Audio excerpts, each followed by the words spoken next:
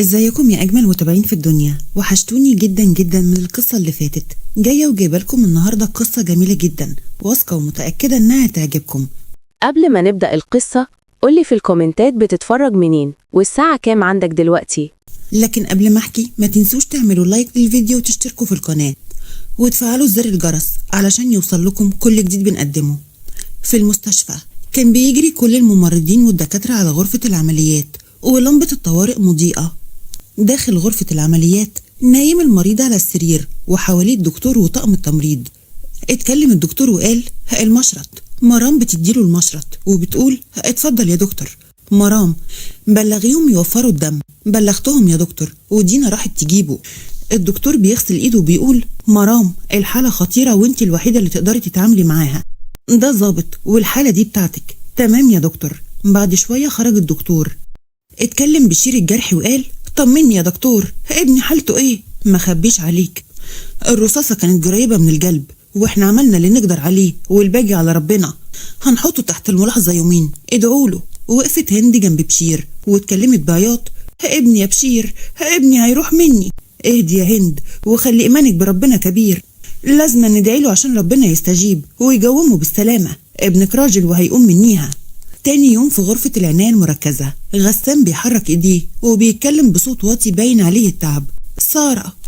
مرام وقفت عند جهاز قياس ضربات القلب بتكتب البيانات وسمعت صوت غسان. راحت عليه مرام وغسان فتح عينيه واتكلم وقال: سارة. مرام داست على زرار ورا السرير وبعد شوية دخل الدكتور. في ايه يا مرام؟ وصلني الانذار، المريض بدأ يفوق يا دكتور. الدكتور بيبدأ يفحص غسان. غسان بيقول بخفوت: أني فين؟ حمد لله على السلامة يا حضرة الضابط، انت هنا في المستشفى.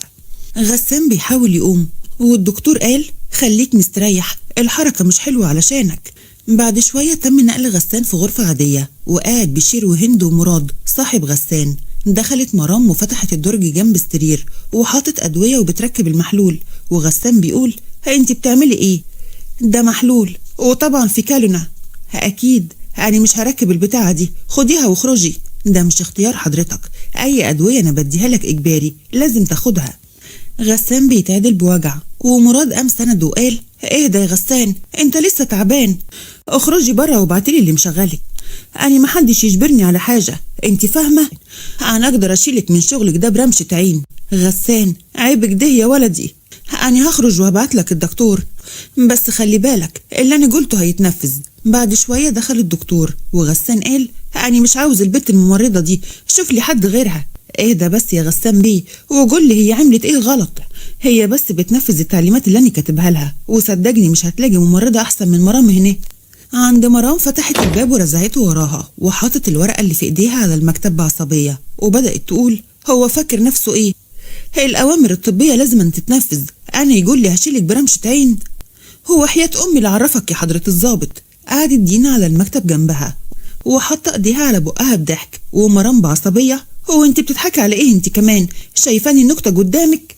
دينا بتضحك بصوت عالي وبعد شوية قالت: شكلك يضحك جوي وانت شبه تنة ورنة لما بتتعصب. هو بتكمل دينا ضحك. مرام بتهدى وبتقول: هو اللي عصبني، اعمل ايه؟ بعد شوية مرام واقفة قدام الباب وبتخبط. دخلت وقالت: حضرتك طلبتني يا دكتور؟ تعالي يا مرام اقعدي، مدام هند حابة تتكلم معاكي. الدكتور كان قاعد على مكتبه وقدامه هند والدة غسان. دخلت مرام وقعدت قدام هند وقالت: اتفضلي يا مدام هند، أنا سامعاكي. أنا آسفة يا أنسة مرام على كلام ابني، هو كده عصبي دايما وعنده عقدة من المستشفى. هو لا يهم حضرتك، أنا أصلا نسيت الموضوع. وفي المساء رجعت مرام على البيت وأسرتها مكونة من والدتها وأختها نانسي. دخلت مرام وقعدت على الكنبة بتعب وتوهان. راحت عليها والدتها نورة وقالت: مالك يا مرام، تعبانة؟ أيوة يا ماما، أنا هدخل أنام. مش هتتعشي معانا؟ كلت مع دينا. ودخلت أوضتها. عند نورة بتكلم نفسها وبتقول: البت دي مش مريحاني. نانسي خرجت من أوضتها وقعدت جنب نورة: مالها مرام يا ماما؟ يلا نتعشوا احنا، هي جالت إنها أكلت مع دينا. عند مرام قاعدة على السرير وبتفتكر. فلاش باك. في مكتب الدكتور اتكلمت هند وقالت: أنا طلبت من الدكتور ممرضة خاصة الغسان عشان تكون معانا في البيت، وبصراحة هو رشحك انت للموضوع ده، بس الدكتور عارف اني مش بقبل بالشغل خارج المستشفى. أنا عرفت إن والدك متوفي وإنت الوحيدة اللي بتشتغلي ومطلوب منك مصاريف أختك ووالدتك، ده غير إيجار الشقة. أنا بعرض عليكي مرتب كويس جوي ومستحيل تجمعيه من المستشفى خلال سنة، معاكي لحد بكرة تفكري. عودة من الفلاش باك. تاني يوم خرجت مرام من البيت وراحت على المستشفى، وقفت عند الاستقبال وقالت: هدى، حطوا حد مكاني امبارح؟ ايوه بس جدول النهارده. انت رجعتي للحالة اللي معاكي تاني؟ مرام غيرت هدومها لزي التمريض الرسمي وراحت على أوضة غسان، خبطت على الباب ودخلت. صباح الخير. هند بابتسامة: صباح الخير يا حبيبتي. مرام راحت عند سرير غسان وكتبت شوية بيانات وغيرت أدوية من الدرج وقالت: شايفة ان الكانيولا اتركبت امبارح كويس جوي، حضرتك خلصت الفطار، اتفضل خد الأدوية دي. غسان بلع الأدوية وهو باصص على مرام بغل. قلت ايه يا أنسة مرام؟ أنا موافقة يا مدام هند، بعد إذن حضرتك. وخرجت مرام وقابلت دينا. مرام، انت عارفة انك هتبقي مقيمة معاه في بيته؟ هعمل ايه يا دينا؟ هي كلها 10 أيام وخلاص. هو انت عارفة اني محتاجة المبلغ ده. تم نقل غسان على القصر ومرام الممرضة الخاصة بيه، وفي غرفة غسان رتبت مرام الأدوية وخرجت للبلكونة. هو بتتكلم في التليفون وبتقول: أنا فهمتك يا ماما، هما 10 أيام بس. مرام، انت كده دايما بتسترفي من دماغك. عشان خاطري أنا مش هطول أكتر من المدة دي، خلي بالك على نفسك ورني عليا كل شوية. وقفلت التليفون. دخلت مرام الغرفة وغسان قاعد على السرير باصص على مرام وبيقول في نفسه: ده انت هتشوفي أيام شبه وشك معايا. مرام بصت عليه وقالت: عارفة ان حلوة. جوي. مرام اتكسفت ودخلت طفلة صغيرة الأوضة عمرها 4 سنين، جريت مودة وطلعت على السرير وحضنت غسان. قولي لي بقى، بابا وحشك قد ايه؟ قد كده. منك يا بكاشة.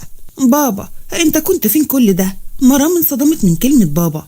هي بنتك؟ ايوه. اسمك ايه يا قمر؟ انا امسي مودة. امسي برضو؟ هي خلاصي على السكر. انت عارفة انك جميلة جوي؟ ايوه وانت جميلة. بابا، انت تعبان؟ شوية يا حبيبة بابا.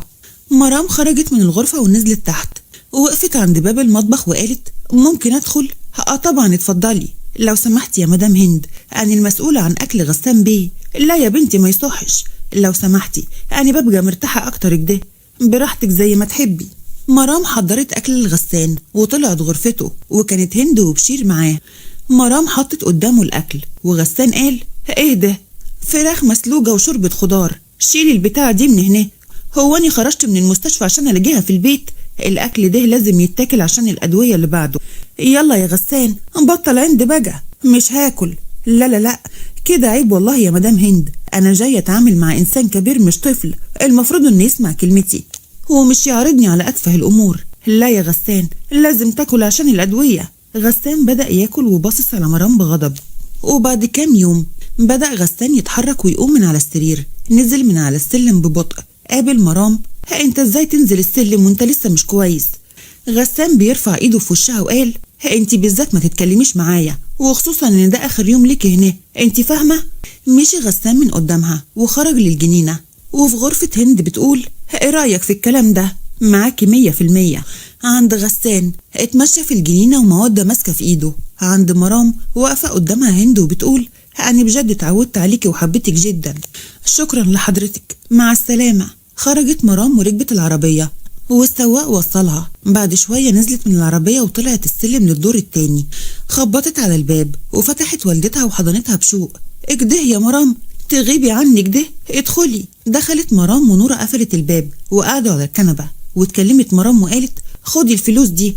اهدى كله يا مرام، دول كتير جوي. الناس دول معاهم فلوس يا ماما، شفتي 10 أيام بس عطولي كده، خديهم مصاريف البيت وادفعي مصاريف كلية نانسي. طب وانتي معاكي فلوس؟ ايوه يا ماما، انا معايا اللي يكفيني. وتاني يوم رجعت مرام على شغلها في المستشفى. وقفت عند الاستقبال وقالت: هدى ازيك؟ الحمد لله على السلامة، استلمي الشفت بتاعك يلا. ماشي يا قطة. بت عيب بتكسف.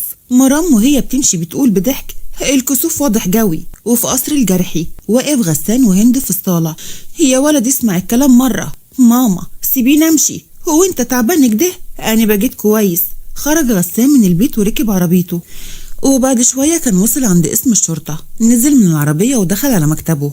قعد على كرسي المكتب ورفع سماعة التليفون وقال: مراد تعالى على مكتبي. بعد شوية الباب بيخبط وبيدخل مراد، بيقعد على الكرسي وبيقول الحمد لله على السلامة يا كبير.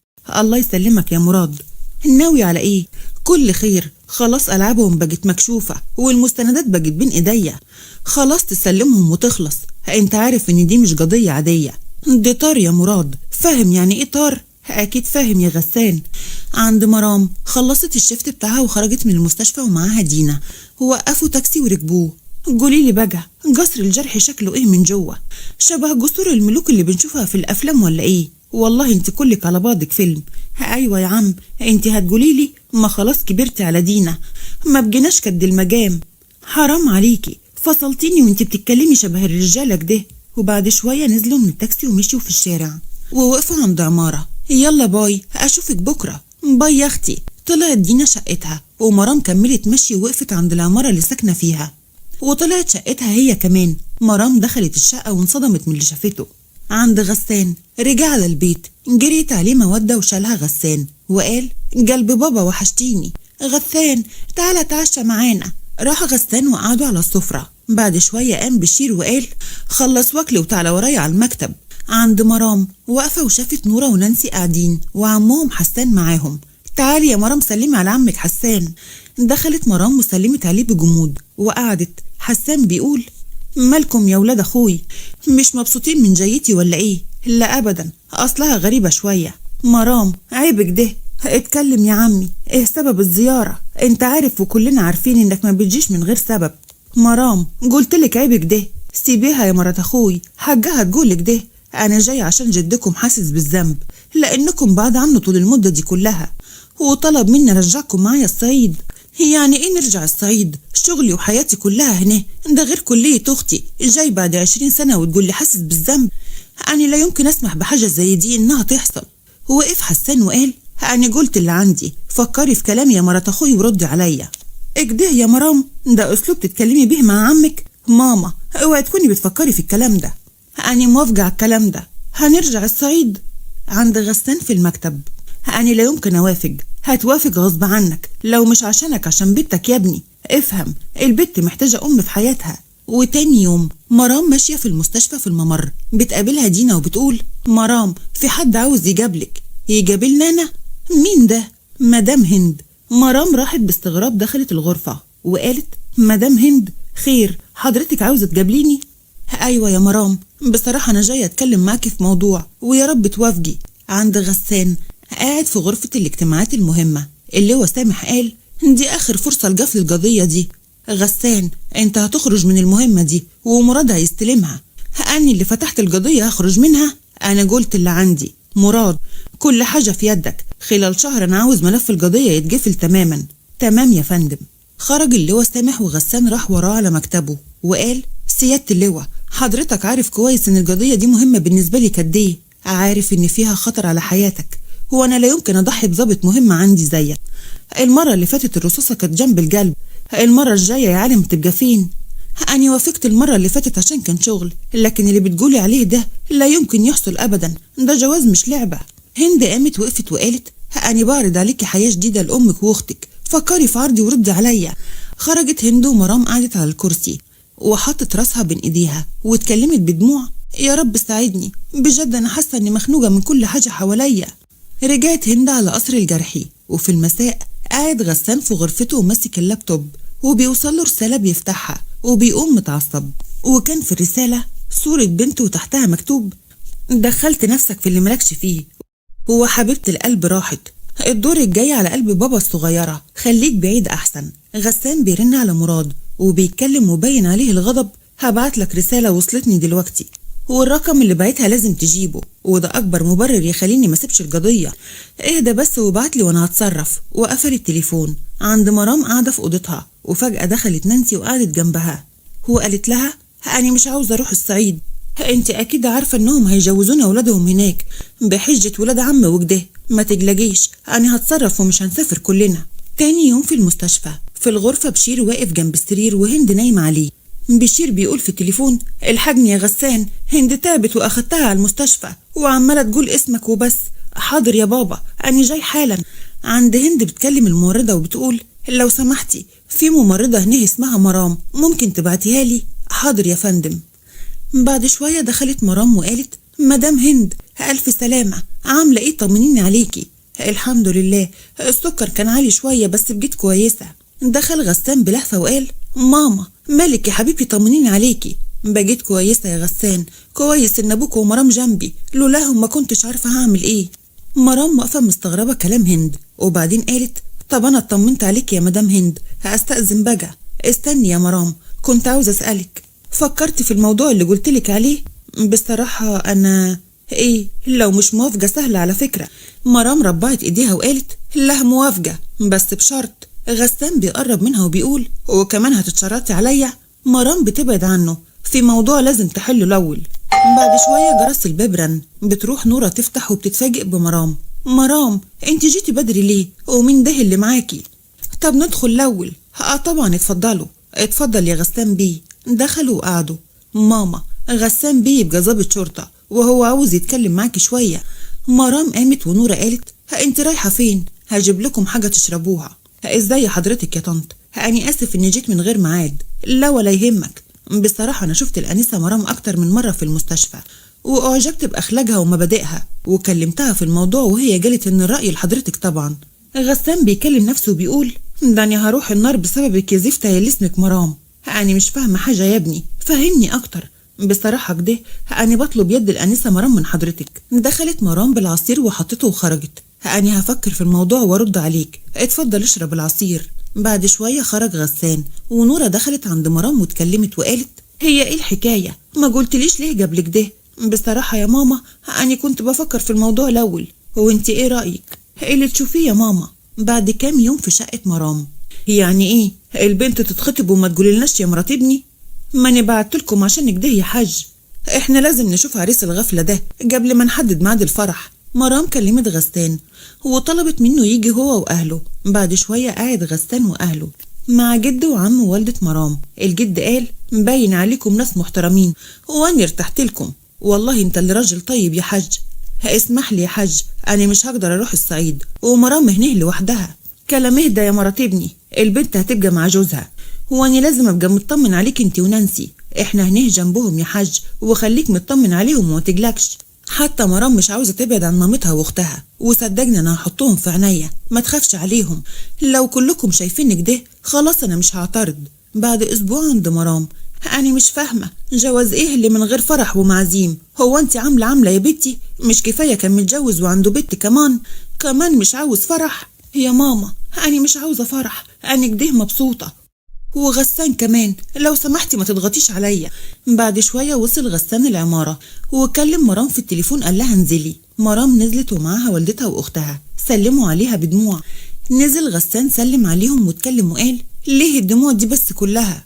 نورة بتمسح دموعها وبتقول: خلي بالك منها، اوعى تزعلها. غسان بيضم مرام وبيقول: حاضر في عينيا. وركبت مرام العربية وغسان بيسوق وقال: انا عملت اللي اتفقنا عليه بالحرف، اكتر من كده ما تطلبيش. انا وافقت عشان تبقي امي لبنتي وبس، قال وانا اللي هموت عليك يعني؟ انا وافقت عشان اخلص من روحة الصعيد مش اكتر. وفي قصر الجرحي شايف ابنك وعمايله؟ مش كفاية ما عملش فرح للبنت؟ هو كمان ما رحناش معاه وهو بيجيبها، سيبيه على راحته، كويس انه وافق. بعد شوية وصل غسان بالعربية القصر، نزل من العربية ومشي، ومرام نزلت ومشيت وراه. دخل القصر غسان، طلع على غرفته وهند وبشير قابلوا مرام، سلموا عليها. مرام: معلش واحدة واحدة هتاخدوا على بعض. مرام هزت راسها بنعم. تعالى طلعك الأوضة. عند غسان نايم على السرير ومودة بتلعب في شعره. دخلت هند ومرام: مودة بتعملي ايه؟ ما بعملش حاجة. غسان فتح عينيه وقامت عدل وقال: تعالي يا ماما. يلا يا مودة نسيب بابا وماما مع بعض شوية. مودة بتمسك في غسان وبتقول: لا أنا عاوزة بابا ودي ماما. جتتي الصغننة هتروح مع تيتا النهاردة عشان بابا ما يزعلش. هو دي تبقى ماما مرام. اوكي يا بابا. خرجت مودة وهند قفلت الباب وراها. وغسان قال: مودة اغلى حاجة عندي في الدنيا، ومش هقبل انك تزعليها في يوم. سابها واقفة ودخل الحمام يغير هدومه. قامت مرام تتفرج على الغرفة ولاحظت صورة على الكومود بتمسكها، وكانت بنت. في الوقت ده خرج غسان من الحمام وقالت: دي سارة. غسان وباين عليه الحزن مودة هتبقى محتاجة صورة مامتها لما تكبر، وخليكي متوكدة اني لا يمكن انسى سارة واحبك. حوش حوش، هاني اللي هموت نفسي عشان تحبني.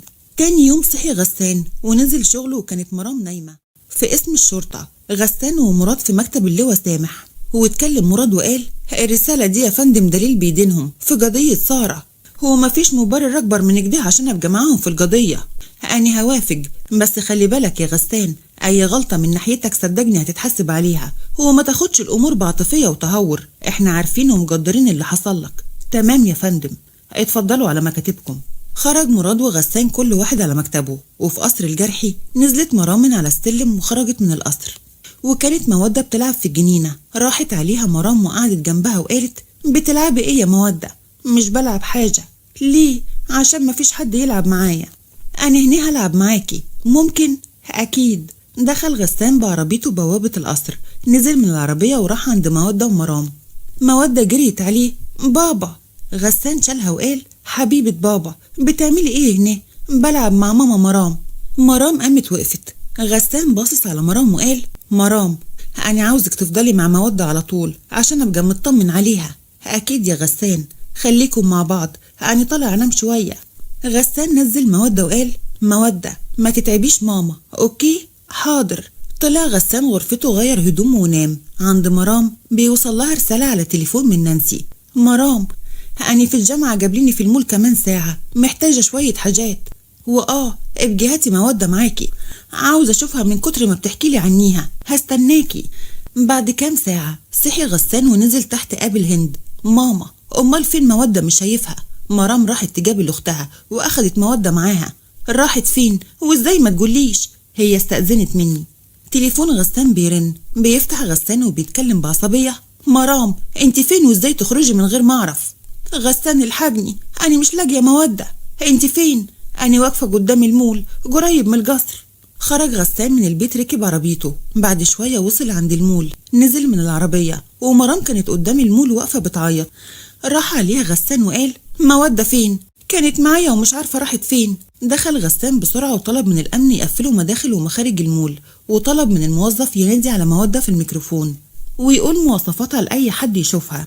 بعد وقت كبير وكلهم بيدوروا على مودة، وقف غسان في وسط المول بتوهان والدموع في عينيه، ومرام قاعدة على الأرض ومش مبطلة عياط. غسان بيمسح على وشه وبينزل جنب مرام، بيمسك ايديها وبيقول: مرام، اهدي واحكي لي ايه اللي حصل من أول ما دخلت هنا. مرام بتمسح دموعها وبتقول: فلاش باك. مرام ركبت العربية ومودة معاها. بعد شوية وصلوا عند المول، نزلت مرام ومودة في ايديها.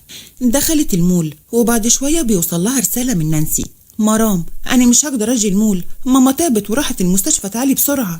مرام طلعت من المول تجري، وبترن على نانسي تليفونها مغلق، وبتفتكر مودة إنها سابتها جوه وخرجت. دخلت تاني علشان تجيب مودة بس ما كانتش هناك. عودة من الفلاش باك. غسان بيمسك إيديها وبيطلعوا من المول، بيركبوا العربية، وبعد شوية بيوصل عند شقة نورة. بيرن الجرس كتير. نورة بتفتح وبتتفاجئ بمرام وغسان. نورة بتحضن مرام بفرحة وبتقول: تعالوا ادخلوا، واقفين ليه؟ مالكم؟ ماما، انتي مش تعبانة؟ فين نانسي يا طنط؟ نانسي جوه، انا مش تعبانة يا مرام. دخلت مرام على أوضة أختها وغسان وراها، ونانسي كانت قاعدة بتذاكر. نانسي، فين تليفونك؟ في ايه يا مرام؟ فين تليفونك؟ تليفوني مش معايا. امال فين؟ نسيته مع واحدة صاحبتي. ازاي تليفونك مع واحدة صاحبتك؟ وفي ايه يا مرام؟ مرام قعدت على السرير وحطت راسها بين ايديها وقالت: مودة اتخطفت يا ماما. يا مصيبتي، ازاي ده حصل؟ نانسي، تعالي معايا. نانسي خرجت مع غسان وركبوا العربية. خدي التليفون كلميها وقولي لها تجيب لك تليفونك وتجابلك. ونانسي عملت كده فعلا. وصلوا عند المكان. بعد شوية قربت منهم سهى صاحبة نانسي. غسان مسك المسدس وحطه جنبها واتكلم وقال: اطلعي على العربية من غير دوشة، انا ضابط الشرطة وممكن البسك في جناية. انا عملت ايه؟ في ايه يا نانسي؟ اركبي بقولك. ركبوا العربية كلهم، سهى وغسان ونانسي قدام.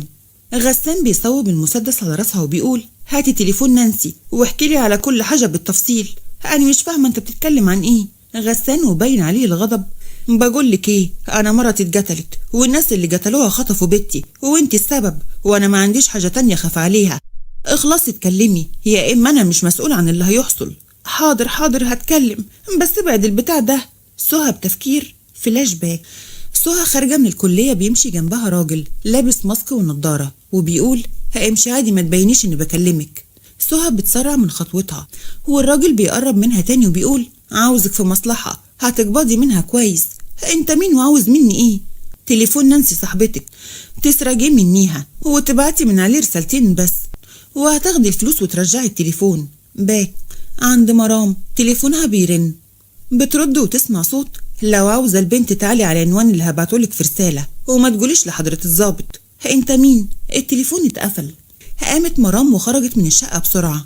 عند غسان تليفونه بيرن، بيرد وقال راحت فين؟ معرفش، حد كلمها وطلعت بسرعة، الحاجة يا غسان. غسان بيرن على مرام وبيقول مرام انت فين؟ غسان هما قالولي ما اقولكش وهيدوني البنت. مرام انت مجنونة، مش هيدوك البنت، انت كده هتصعبيها عليا. مرام انت رايحة على فين؟ غسان قفل التليفون وبيكلم مراد. مراد هبعت لك رقم مرام تعرف لي هي رايحة فين دلوقتي. في حاجة يا غسان؟ مودة مخطوفة ومرام رايحة تجيبها بسرعة يا مراد. ازاي الكلام ده؟ هتبع موقعها وهكلمك. غسان نزل سهى ووصل نانسي قدام العمارة وساق العربية ووصل عند مراد وركب معاه. مراد فتح التليفون على الGPS عند مرام راكبة تاكسي وبتقول بسرعة شوية لو سمحت مستعجلة. حاضر يا فندم. بعد شوية نزلت مرام من العربية وفضلت ماشية في مكان عبارة عن أشجار شبه الغابة، كل ده وهي ماشية على الطريق اللي الخاطف كتبه لها. مرام وصلت عند بيت خشب صغير وفجأة حد بيضربها على راسها وبتقع مغمى عليها. عند غسان وقف بالعربية ونزل هو ومراد واتكلم مراد وقال الطريق ده لازم تمشيه. غسان بيجري وسط الأشجار ومراد معاه، وبعد شوية مراد بيوقف غسان وبيقول بهمس غسان في بيت هناك بس في رجالة كمان، روح انت من هنا واني هلف من ورا حاول تلهيهم. عند مرام بتفوق على صوت مودة ماما مرام قومي. مرام فتحت عينيها وكانت في أوضة قديمة جدا ومودة جنبها. قامت مرام قعدت وحضنت مودة وقالت انت كويسة؟ عملولك حاجة؟ لا يا ماما بس أنا خايفة. ما تخافيش بابا أكيد هيلاقينا. عند غسان بيحاول يفتح الشباك وبيسمع صوت من جوه. اتكلم أول راجل وقال ما حدش هيحس إن في تسليم شحنة من البيت الصغير ده. واتكلم الراجل التاني وقال طب انت ليه جبت مرات الظابط وبنته هنا؟ عشان يدور عليهم وما يركزش معانا وبعدين هنتصرف معاه. فجأة بيسمعوا صوت ضرب نار وبيخرجوا كلهم. غسان نط من الشباك وبيدخل أوضة وبيجري على مودة ومرام بيحضنهم وبيقول انتوا كويسين؟ حد عمل لكم حاجة؟ احنا كويسين. طب يلا قوموا. خرجوا مع غسان من الباب اللي ورا. عند مراد بيضرب عليهم نار من ورا الأشجار وفجأة بتوصل الشرطة وبتحاصرهم وبيتقبض عليهم وبيتم معاقبتهم على قتل سارة وخطف مرام ومودة وتجارة المخدرات. بعد كام شهر في الملاهي اتكلم غسان وقال وربنا أنا عندي طفلتين مش واحدة. قصدك 3؟ وبتشاور على بطنها المنتفخة. غسان بيضمها ليه وقال فاضل كتير، نفسي أشوفها جوي، فاضل 2 شهر وبس. غسان بينادي بصوت عالي مودة يلا يا حبيبتي. جت مودة من بعيد بابا خلينا شوية. لا كفاية كده النهاردة. تصدق أنا بجيت أغير من مودة؟ هو مودة بتغير منك؟ حيرتوني في النص. ولحد هنا خلصت قصتنا وأتمنى تكون عجبتكم واستنوني في قصص تانية كتير. دمتم في أمان الله.